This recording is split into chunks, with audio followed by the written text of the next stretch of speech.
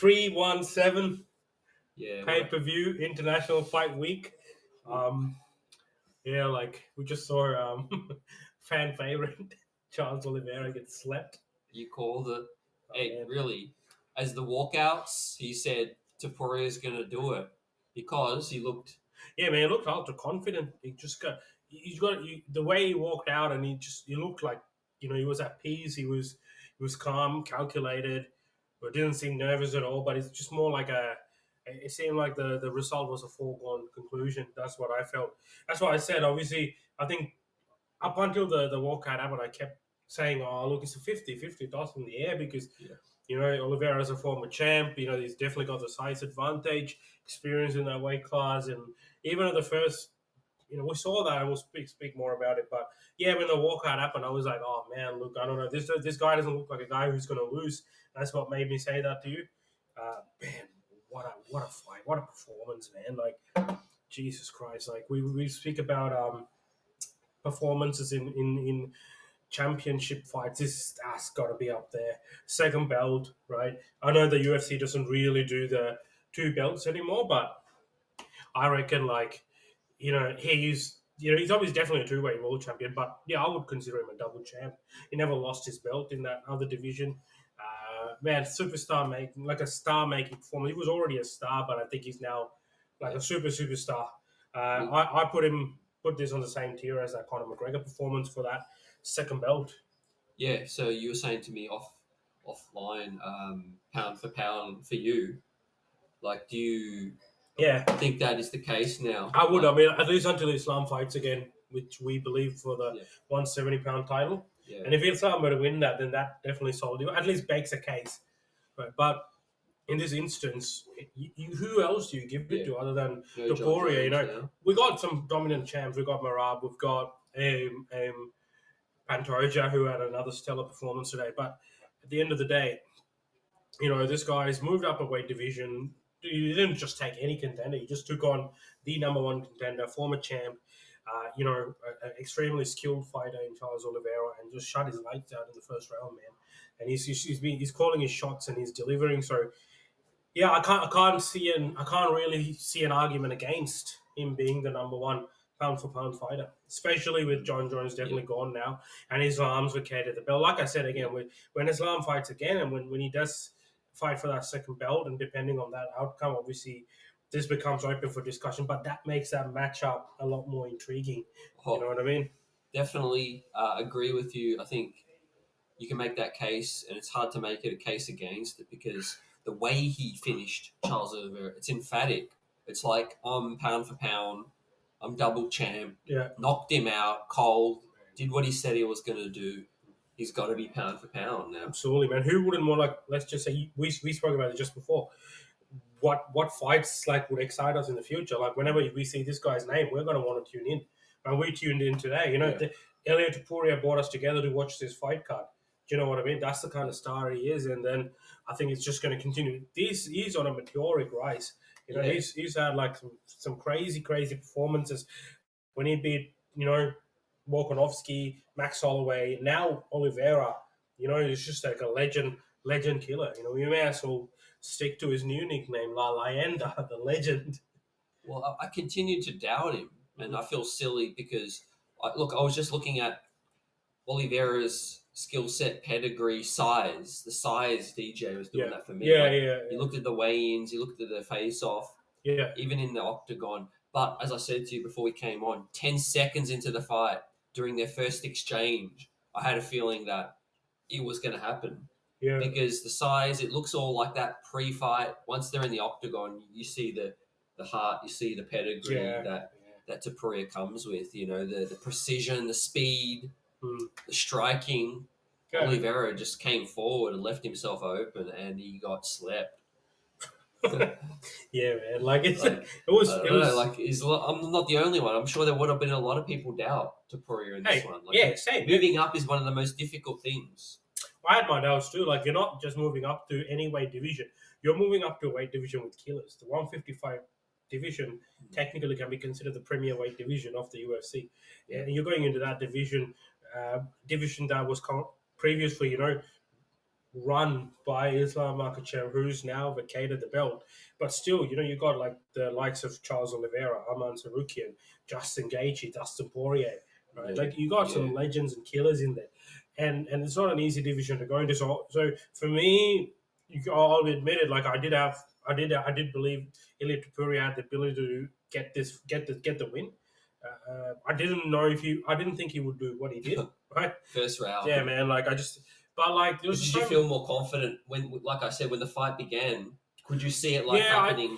I think in the first sort of like 30 seconds of the fight, you can tell how the fight's going to go roughly. I mean, of course, there's room for those freak knockouts, but The I the think ankle submission was a yeah, chance. yeah, like man, he had him in that ankle lock, and I just thought, okay, shit, maybe he's in trouble, but he got out of it again. Man, Taporia seems calm in all these exchanges. He did like it wasn't like he got out, he got outdone in the grappling exchanges.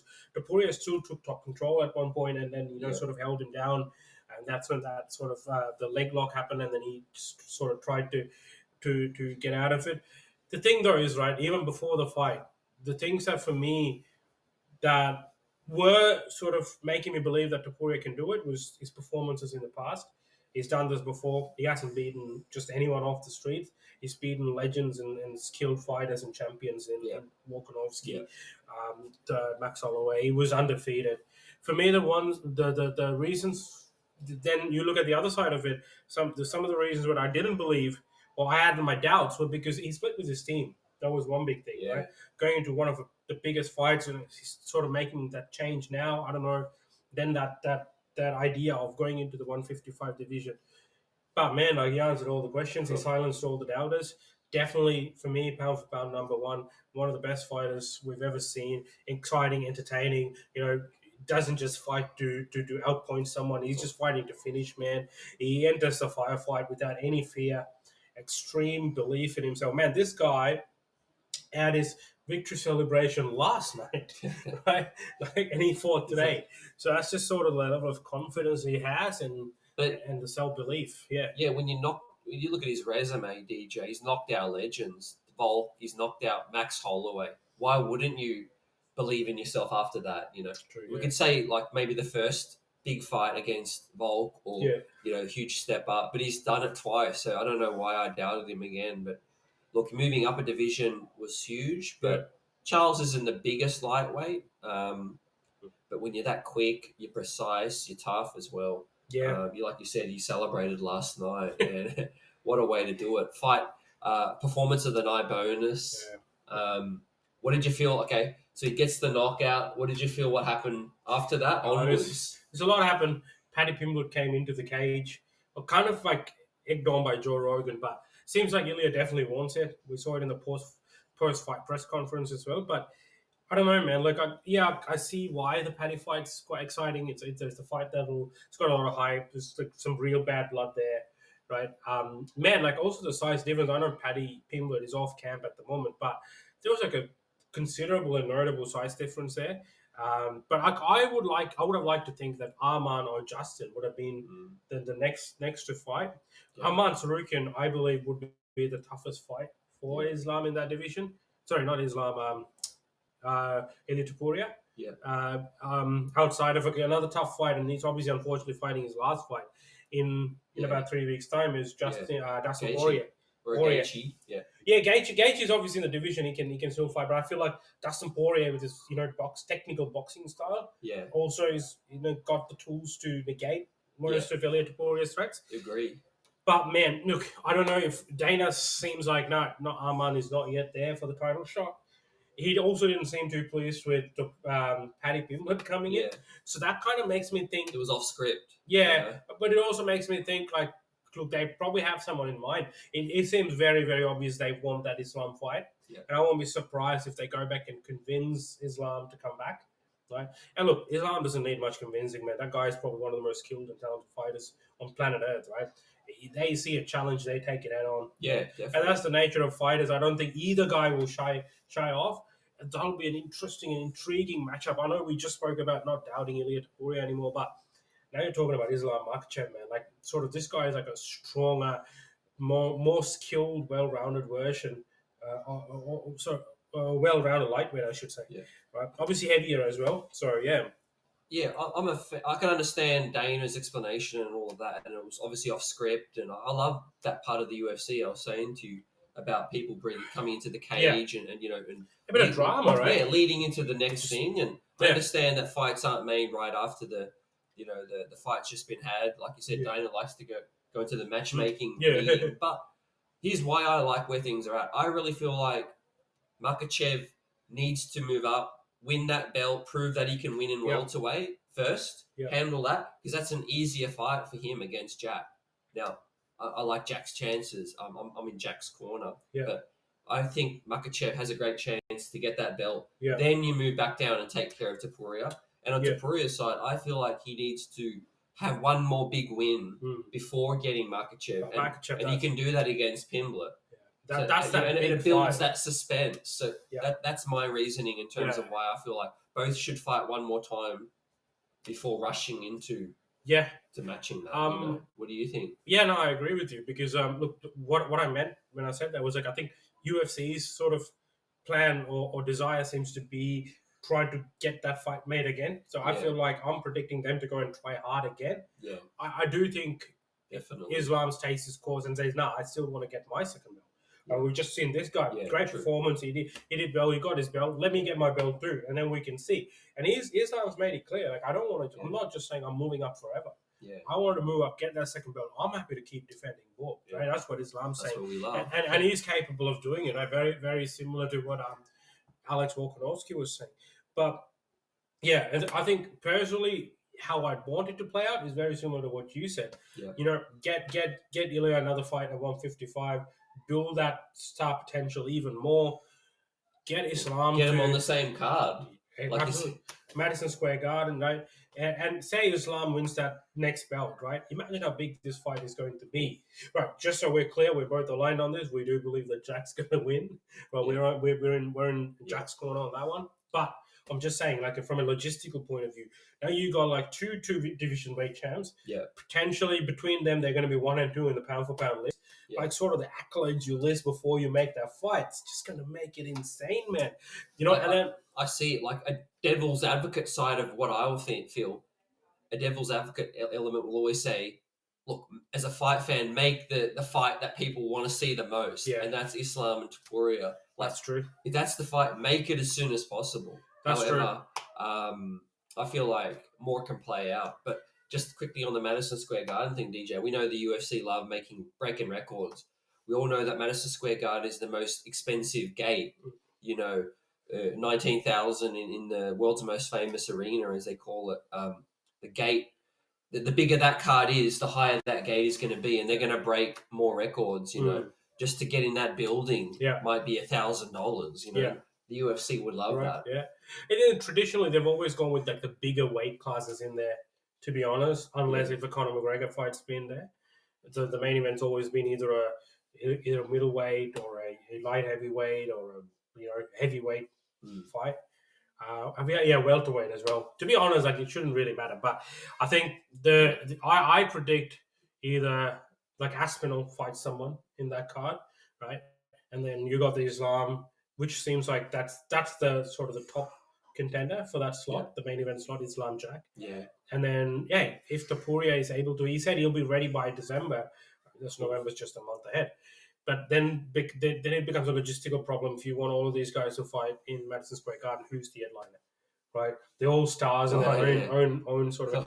Look, common sense says like the heaviest weight goes up, right? True. But then, like, do you really see Ilya Topuria fighting someone in a third fight of a card? You know what I mean? Yeah. Like they're all main event fighters, right? So that's true. Sort of probably. I could see him. Yeah, we've talked about this, but the UFC could split it and make 2 pay-per-views that month and then stretch it out. You know? Yeah, or they can do December. Like Ilya Topuria could fight December, like he's requesting, and Islam fights November. That's just a month away, and then aim for that fight regardless of the outcome of Islam's fight. Obviously, a lot of things play a factor because if they both lose, then it becomes a different story, right? Yeah. And then International Fight Week the following year, right? This becomes a huge fight. But you're right. You made a great point. Like, make the fights fans want to see, because I feel like we've got burnt a lot in the past. Yeah. We always want to see the Ngannou Jones. We never got that. Yeah. We wanted to see the Jones at Aspinall. Never got that. We want to see the Islam TOPURIA. To this very point, we haven't seen it yet either, right? Yeah. It's just to that point, DJ, I was just thinking if Aspinall wins his next fight, like, what's he going to do when the microphone goes to his mouth? Like, I would love for him to say, target John Jones, say, hey, I've just won. You ducked me. yeah. I'm calling you out. Like, come back. Let's do this one, because we all know John Jones needs motivation, and if he continuously gets called out, I think he could, but I don't know. Like, he's got a lot going on, so maybe. Yeah, maybe I mean, sometime in the he's made it future, clear that he's you know. retired as well. But Yeah. again, I don't know. I see it very unlikely John Jones coming back that quick, unless like the demand changes, Yeah. the dollar figure. Seems like UFC was willing to give as much as he wanted. True. And if Ngannou, he'd come back for. I believe in my heart. If Yeah. Ngannou, let's say, defeated someone and Yeah. was still in the organization, he'd come back for him. But Ngannou's not going to I come to the UFC. That's the problem. Dana's made it clear, and Ngannou's made it clear. That's very unfortunate, obviously, because he's another great, talented heavyweight. Right? Imagine Ngannou still in the heavyweight picture, man. Like, it's just a whole different story. Like, he never lost the belt either. Yeah. Right? He just left the organization. True. But hey, I know the main event was crazy, but we can't not reflect on some of the other amazing moments that happened throughout the card. Man, the co-main event, like, talk about an underrated, underappreciated champion, Alessandro Pantoja, who had, again, yet another dominant performance, defends the belt against a top contender. I feel like, man, this guy is a model champ. He just doesn't pick and choose, willing to fight anybody and everybody. Doesn't he's quite active when it comes to fighting. Seems like even outside of the actual fights, he's putting in a lot of work in terms of preparation. So, man, let's give this guy his flowers. He's definitely, I don't believe he shouldn't be sitting outside the top five. This guy's been dominant for so long. I reckon he's top 5 pound for pound in my opinion. Like, I can't see anyone even remotely coming close to. We thought Kai Kara France had a chance, and we actually believed that he would get it done, but. Future Hall of Famer, 100%. and another legend to come out of Brazil. I think. Yeah. What he's doing, still in his prime, doesn't look to be vulnerable. I think Urseg got close on Brazilian home soil, but maybe there was a few distractions, and he's just got better every single fight. Kai Kara France, I thought he was going to give him a better fight. Made some mistakes, got submitted. Yeah. I don't think he'll get another shot, but like you said, Pantoja deserves all the credit to finish Kai Kara that quickly. 1000%. I've run out of sort of opponents. Don't know what's next. We know what's next. They've had the face off. Yeah. That leads us into the next fight, which was the Joshua Van versus Brandon Royval. Man, what a fight! What a fight! Oh, we lost a few brain cells watching that fight. That's just constant exchange and the rapid pace they set. One of the best fights, easily the best fight of the year so far. And one of the best fights I've seen in a very long time. Reminded me a lot of that Dustin Poirier versus Dan Hooker fight that I really love. Even the Hiri Prohashka versus Teixeira fight. The back and forth. I thought the right guy won. It seems like there's a little bit of debate on maybe was that the right decision. I felt that was the right decision. Clear first and third round wins by Joshua Wan. Steps up on short notice, man. 3 weeks notice. And when I say 3 weeks notice, he just wasn't like he was in fight camp. He fought someone 3 weeks ago, got the win, knockout, comes here and just gives us a fight of the year contender. And then, man, cements himself as the next title challenger. Yeah. Talk about rapid rises, man. Like, he probably could rival that Urseg story arc that we had where he almost got the job done. So, yeah. But DJ, someone who's followed the UFC for as long as you have, the UFC love those kind of things. Yeah. They love fighters that take gambles, take risks, deliver, but help the organization and seize the moment, seize the opportunity. And we could have a new star. A star was born. Yeah, a star was born.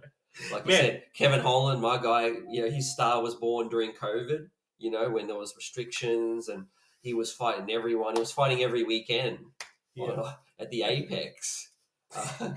But for a guy to step in, when was the last time a guy actually took a short notice, actually, you know, as the underdog, like won? Yeah, good question, man. Because I mean, remember, Usyk, Jack Della Maddalena almost lost. yeah, You know? Usyk came close with that short notice fight as well. So, like, yeah, man. It's hard to do. It is hard to do, and he didn't just take anybody; he just took the number one guy.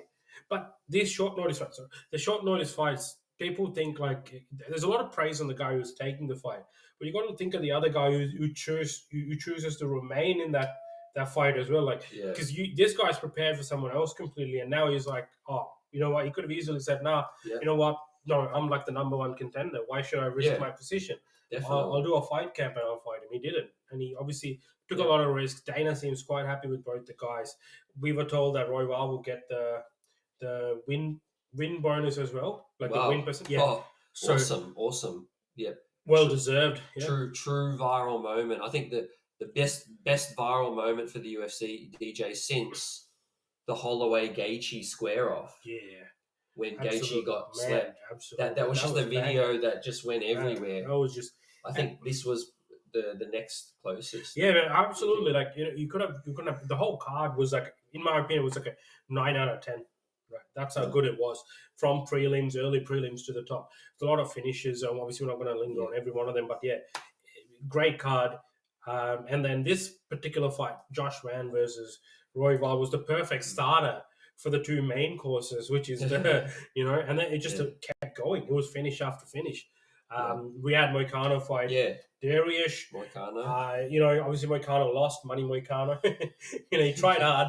I felt he won that first round, but strong bounce back from Darius, man. Like he still didn't seem like the Benil Darius of old.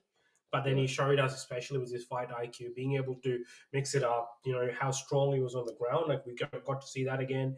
Keep in mind, Moicano is a black belt, right? And he was able to control him on the ground. Almost came close to finishing him at the end there as well. So, great fight there. Great card. And then we got the Talbot. Felipe Lima. Talbot got the decision. Yeah. Great bounce back by him too. Like his criticism last fight when he lost was that he couldn't grapple and he couldn't defend the takedowns. I mean, today we saw him mix it up really well. Some strong grappling exchanges too, but some crisp striking. Close fight, great fight.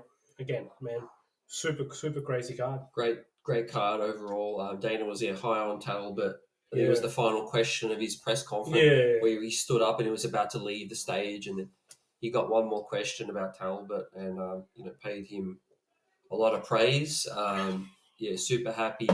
Dana seemed a little still like confused about what happened with Paddy Pimblett and that. But he just wasn't happy. I'd already left to go to my office, and that wouldn't have happened if I was there. So, but we love that unscripted nature, the drama. And sometimes you need that to build a fight. I feel like the UFC is sort of concentrating as much now on building individual brands and stars. They're more focused on like the company overall, which is fair enough. But sometimes these things are exciting, like the people, the Pereiras, the Topurias, Conor McGregor's. I mean, with Conor McGregor, they did it well. They built that star.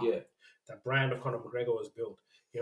World tours, you name it, man. Like, you know what I mean? Sometimes you just got to let things happen organically. The crowd seemed to be into it. It was there. It was spur of the moment. Paddy's a star on the rise too.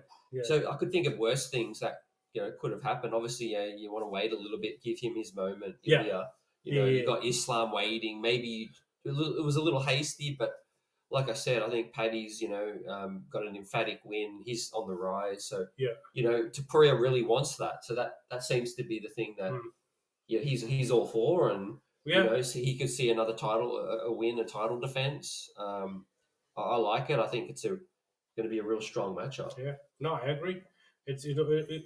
I'm not against it at all. Yeah, obviously the Islam fight's a much bigger fight, but definitely at the moment, like we gotta deal with. We gotta play with what we've been dealt with, right? So that's those the options they have. Let's see. I feel like we won't probably have an Ilia Topuria fight announcement like in the near future. They're probably going to take their time with mapping out the next one. But we also got the Dustin Poirier one to look forward to now in 3 weeks' time. We got a big July as well, man. Yeah. Like we got Dricus. Dricus and Hamzat. How crazy Oh, is that card? yeah. And then we've got that's Chicago, isn't it? Yeah. Yeah. And then we've got that Robert Whitaker, the Radia Yeah. as well. Yeah. That's a pay per view worthy card that's happening in Yeah. Abu Dhabi. Aaron Pico is making his debut against Movswa, who everyone believes, including me, that should be fighting for the title next. Yeah. So, But yeah, the thing that we're both waiting for the most, the next domino, is to get an official date for the Islam Jack Della Maddalena. You know, there's been already an announcement about Perth, yeah, but no details about the card. yeah. So would you guess that No, having because that's wide open? no, because the Perth one's a fight night. Oh, it's a fight Yeah, night. yeah. That's right. So we won't be getting any championship fights. So my money is on Madison Square Garden. Yeah, that's true. That's where Yeah. my money is on. Because either that or the Abu Dhabi one. Yeah. Right? I prefer MSG because I Safe get bet. neutral ground for both parties. Yeah. And then the Abu Dhabi one's most likely going to be Ankalaev versus Pereira. Yeah. Too. Yeah. Yeah. That's what I believe. And you feel maybe the Perth fight night could be Israel Adesanya. Yeah. I have a strong feeling it would be Strickland. Israel Adesanya versus Strickland. Yeah. I think everyone else is booked out. Like no one. Yeah. Imavov's fighting Kyle O'Brien, which I think is a true number one title eliminator fight. Whoever wins fights for the title next. Yeah. Simple as that.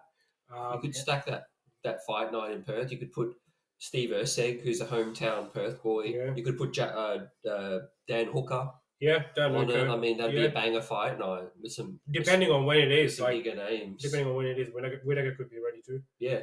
For his RDR fight. True. Yeah. You know what I mean? Bam. So, yeah, Bam. We haven't seen him in a while. Yeah.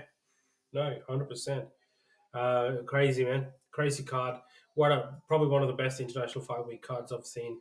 Last year was good too with Pereira and Jiri too. But yeah, even this year, man, they delivered. I'll go 9. Yeah, 9. What would you say? 9, even 9.5 to be honest. I was thinking 9.5. If the main event had gone a little longer, I would have pushed me to sort of give. I'm not a big fan of main events that finish so quickly, but you can't argue when one guy is just takes their chance. I feel definitely comfortable being a 9. It'll be a memorable one. Definitely, definitely. Hey, forget about us. Definitely a memorable one for Ilia Topuria. So yeah, crazy. Crazy. Charles Oliveira won't remember a damn thing. Sucks, right? Like it's a good guy, great fighter, great champ. It's tough seeing some of your favorite fighters like that, but what can you do? Your heart breaks, but then that's the nature of the sport. You know what I mean?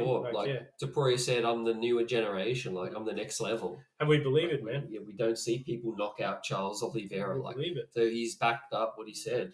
We believe it, man. This guy is just special. Ilia Topuria is special. And that's it.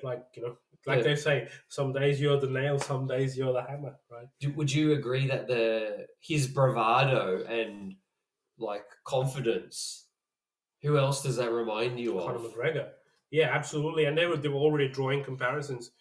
28 years and 10 days when McGregor, 4 months and 10 days when McGregor captured the belt.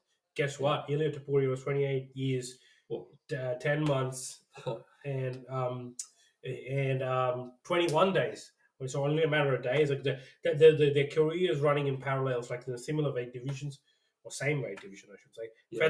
Featherweight, knocked out the GOAT to win their title in that division.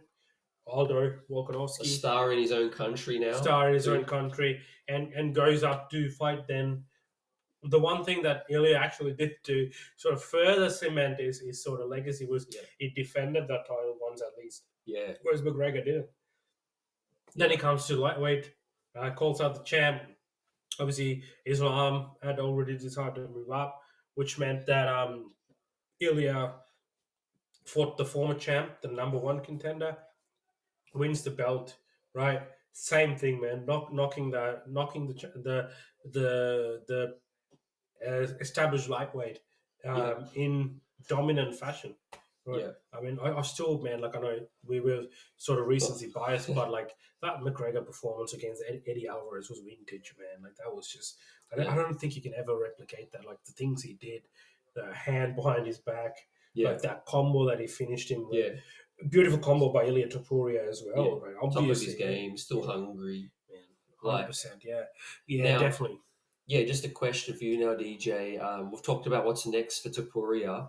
Just quickly, if you're a matchmaker for the UFC, what would you put? What would you try to make as Charles Oliveira's next fight after this? Because at 36 or 37, I think we're talking about it's a pretty big Yeah. stage of his career. You know. Man, Charles Oliveira is still good. Like when you lose, like sometimes you lose to these special fighters, and that's what it is. I mean, just roll back the clock a little bit and look at last year Madison Square Garden when he fought Oliveira. Yeah. Right? Oliveira was sorry when he fought Chandler.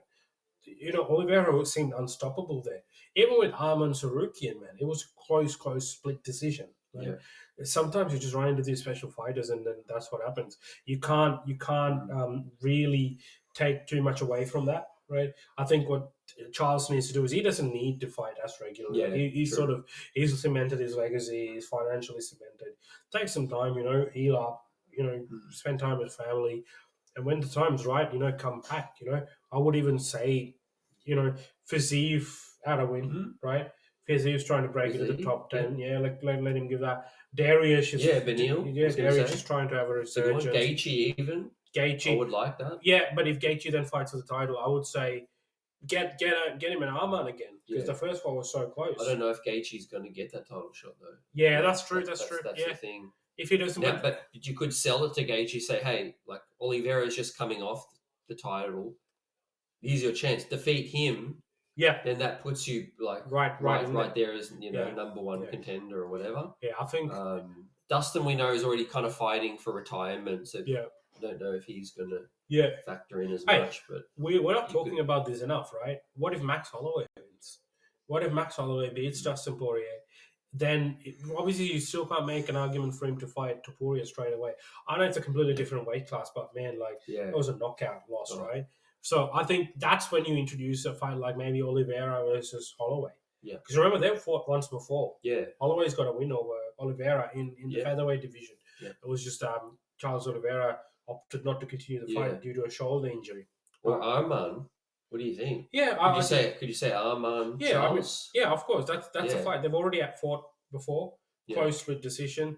Yeah, do it again because Dana's made it clear that Arman's next fight's not for the title. And he's got to stay active. If he has to wait for Pimblett and Topuria to actually, get it on, Sarukian needs to stay somewhat active. And I think Charles, they could put that together in 4 months, before the end of the year, and that could be you could prove that to be the bounce back for whoever to get another shot. Look, if Topuria defends, then obviously Charles probably is not going to get an immediate rematch, but at least you could put him in that position to say, if I bounce back with a quick win over Sarukian, that puts my name straight back in. I think Charles Oliveira will have to sort of take out at least 2 top contenders before because his case now has to be especially if Topuria remains a champ. Is that look, I've taken 2, 3, and 1, 2, and 3. So what do you want me to do? They can't fight. Give me the shot. Give me that rematch or whatever. I do believe though, if you've been sort of a king of a division for so long, you deserve a quicker bounce back than others. Obviously not straight away. He was knocked out emphatically, but I don't feel like he should plummet. No, I think all the way back down. No. I feel like a win, one more win will get him, straight back. Type of win, depending on how the win is. I don't reckon because the problem Charles Oliveira is facing is the 2 times he fought the most recent champions, which is Islam and Topuria, he got finished in dominant fashion. You know what I mean? So you got to remember that. And then Arman Sarukian fight didn't go his way either. Yeah. Right, so there is that. So man, it's just crazy. But I think Father Time. Catching up to him a little, But once you get to the back 9 of 30, it's hard. That's where we're at. But and then again, like I said, man, Topuria is a special fighter. Sometimes you run into these people. There's nothing much you can do. Do you know what I mean? It is what it is. He's just gifted, special. Jack Della. Look at what he did in his welterweight fight, right? We could be witnessing DJ 2 young generational fighters coming up. Paddy Pimblett could shock as many people as Topuria, and his star could continue to rise at the same time as Topuria's. 100%. Because Paddy, he just seems to bounce. he doesn't take it as seriously as I believe he could. Yeah. You know, you see his conditioning Like the when weight he's when pulling he's not in up, yeah. camp, but he produces Yeah. every single time. If they do the Paddy versus Topuria, they got to do it in Spain, man. They have to do it in Europe somewhere. Yeah. It's an opportunity. True, yeah. If not, England versus Spain, Yeah. big soccer rivalry. yeah. Even well. if you can, if I don't understand. Wembley in the UK. or Spain, like the champs Yeah. from Spain, or like I don't know how the soccer system works. I don't follow soccer, but maybe there is a Spain versus England match that's going to happen. Put it on the back of that, man. All the fans will be in the same place. Just make it work. Dana White, who wasn't very happy, by the way, Yeah. with Paddy the Baddy walking in. Nah, You know, I don't know if it was so much directed towards Paddy. I think he mentioned things like, his family was in the cage and he just won the second belt, and I think he wanted that moment more. And I think, it become a bit WWE for Dana, like a bit cringe. Like just let Topuria have his moment, call out whoever he does on the mic, let it like happen organically, He But probably. look, what do you expect? You bring Paddy to the crowd, you bring up a Surukian. Yeah. There's testosterone. There's things. Man, I reckon a few. What did you think of the push?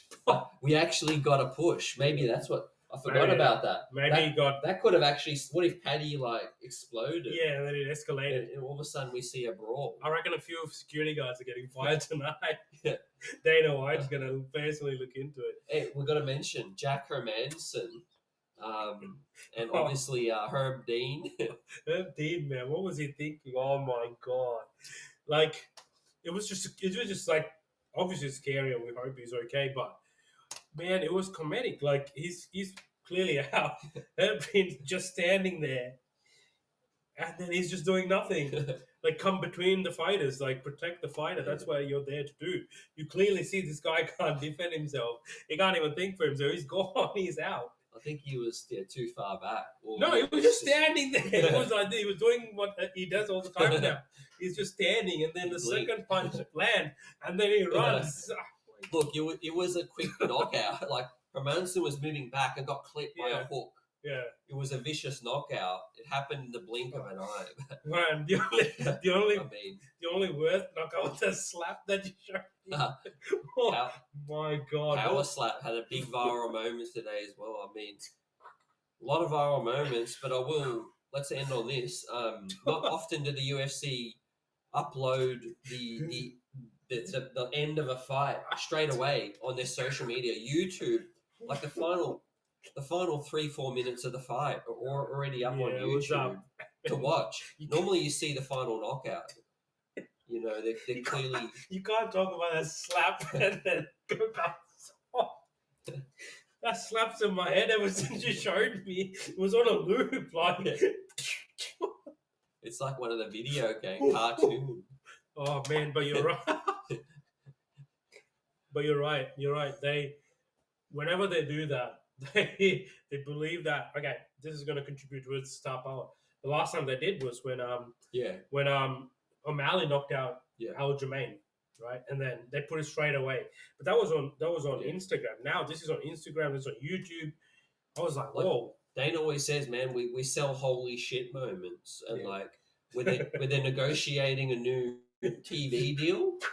You want to show your prospective bidders, this is what we can do, one big viral moment. Yeah. Could you imagine if he slept Islam Makhachev like that? It would, with Dagestan and all, the world audience. Oh, man. It'd make more news than World War III. ESPN might come back and say, hey, listen, we'll give in to any demand. We want to hear you. As long as Stephen A is there. Right, but hey, we let's just hope they go to Netflix, man. That would be like the best. Yeah. Imagine just you have a subscription, you turn it on, bam, there's UFC. Yeah. Just like our WWE is right now. So would it be a in-app purchase though? Hopefully, or would it be like Netflix free to Netflix? Netflix is never known to be doing that. Like they've done the Tyson fight. They're doing the Canelo fight. It's not like we have to pay. It's if you've got Netflix, you get access to it. So that's sort of what we're hoping. And man, that'll be the dream, accessibility wise, you know. So yeah, I don't know the intricacies of these deals, man. I honestly don't. But just from a viewer point of view, I think Netflix that would makes more sense. Yeah, So yeah, agree, yeah, agree. Yeah, let's wrap up on this thing. Lastly, heavyweight. So, what are your thoughts on? Well, congrats to Tom Aspinall. The way it happened, quick retirement from John Jones. The way Tom Aspinall found out was obviously he let his feelings known, and I feel it could have been done a bit better, Hmm. DJ. But things happen quickly. Dana White, fresh off the press conference at the last card, UFC backward. got the phone call. Tom Aspinall was up with his father watching it. Spontaneously found out he's the champ. Baddest man on the planet is always the heavyweight champion of the world. Yeah, What are your thoughts on yeah, the heavyweight situation? I agree, man. There was a lot of. It's just it just dragged for a year. Like, and I think people got tired. Everyone got tired. I even think John Jones got tired Yeah, at the end of it. Right, like so Theory many. didn't want to fight him. Yeah, so many different things. Like one, first of all, John Jones is the greatest of all time. Greatest to ever do it. Probably deserved to sort of have a better send off in terms of like retiring. He retired on an Instagram post after Dana had announced it. Um, you know, Ideal moment if he was not going to fight would have been at that MSG after Stipe, just saying, "Hey, I'm done." Yeah, Perfect, right? The belts like vacated. Then they make that next fight straight away. That's one. The other side of it is, and congratulations to John Jones on his storied career. Then we got Aspinall, like just same thing. Like the way it was announced was obviously very underwhelming for the heavyweight championship. This guy's been messed around a little bit. The least they could have done is like sort of make a event out of that. It could have been today. Yeah. They could have been like, hey, we're just crowning the new heavyweight champion. Just comes in, grabs the belt just before the main card kicks off. Or All of Fame, they had it. Yeah. Instead, it was UFC Barkley first fight at 4 a.m. He should fight Mike Chandler for the most messed around belt. Who was more messed around? They basically lost a year of their career. Michael Chandler's still waiting for Conor McGregor. He's still calling him out. It's his biggest payday. I know you're a man of your words. I'll be here waiting. Conor McGregor. Yeah. I think Aspinall will fight Gane next. Gane. Yeah. I think it's going to be Gane. I don't think it'll be Almeida. I know Almeida's the only one. Yeah. Almeida and Gane. Well, Alex seems keen on moving up at some point. point. Well, Alex still needs to do this rematch with Ankalaev first before he moves up. Hey, talk about blockbuster, DJ. I've got to say, if there was any car that you could manufacture, like if you had the choice, that would headline Madison Square Garden, I can't put any other fight ahead of an Aspinall versus Alex Potan Pereira. Yeah, in terms of what other fight could you put ahead of that? John Jones, Aspinall, Islam, TOPURIA. Realistically, though, I would still put Aspinall Pereira. Yeah, it's ahead good of because heavyweight. That's what the people want to see. That is, yeah, it is. But I just feel like Aspinall's too big, man, for Pereira. Yeah, he's a genuine heavyweight. Really? Pereira is more like a light heavy. Yeah. Like he'll have to move up, you bulk up to go to heavyweight. Yeah. It'll be a similar situation to Jiri Prahash. Jan Blachowicz versus Israel Adesanya. Oh, I think that's what I feel. Yeah, right? he'll ragdoll him. That's sort of, yeah.